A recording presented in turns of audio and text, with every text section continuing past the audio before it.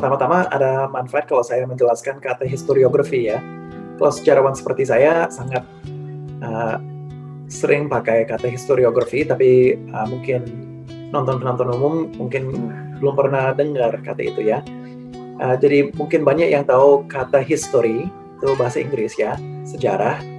Dan sejarah itu tetap, sejarah itu apa yang terjadi. Tapi historiografi, graf itu mengenai tulisannya, jadi bagaimana kita tulis sejarah. Apa naratif yang kita ceritakan kepada diri sendiri dan kepada orang lain mengenai sejarah yang pernah jadi.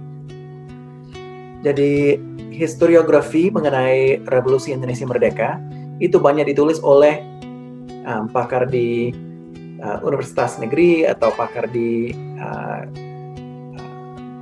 pemerintah Indonesia sebenarnya.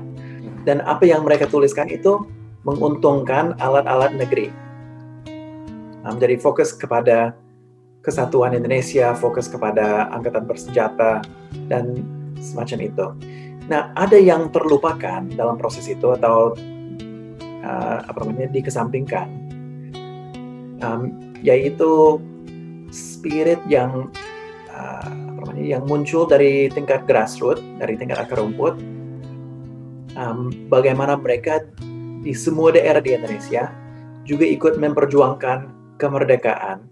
Dan apa yang mereka bayangkan waktu mereka memperjuangkan kemerdekaan itu. Mereka anggap kemerdekaan itu seperti apa. Jadi dalam buku ini, terutama dalam bagian pertama, saya mendalami akar rumput di golongan santri di komunitas Islam yang taat. Bagaimana mereka memperjuangkan kemerdekaan dan bagaimana mereka memahami kemerdekaan Indonesia. Apakah itu berbasis Islam atau apakah itu ada dampak terhadap agamanya. Bagaimana mereka membentuk laskar atau membentuk dapur umum atau memperjuangkan kemerdekaannya dengan bentuk-bentuk Islami.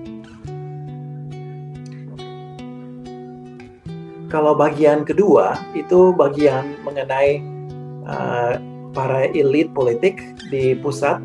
Pada awalnya pusat itu di Jakarta, tapi belakangan harus hijrah ke Yogyakarta karena Jakarta itu dikuasai oleh Belanda.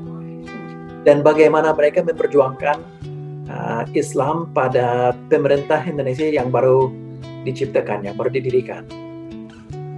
Jadi mungkin kebanyakan sudah tahu mengenai cerita Piagam Jakarta yang akhirnya tidak berhasil masuk ke Undang-Undang Dasar 45. Tapi ada juga perjuangan yang lain seperti pembentukan Kementerian Agama.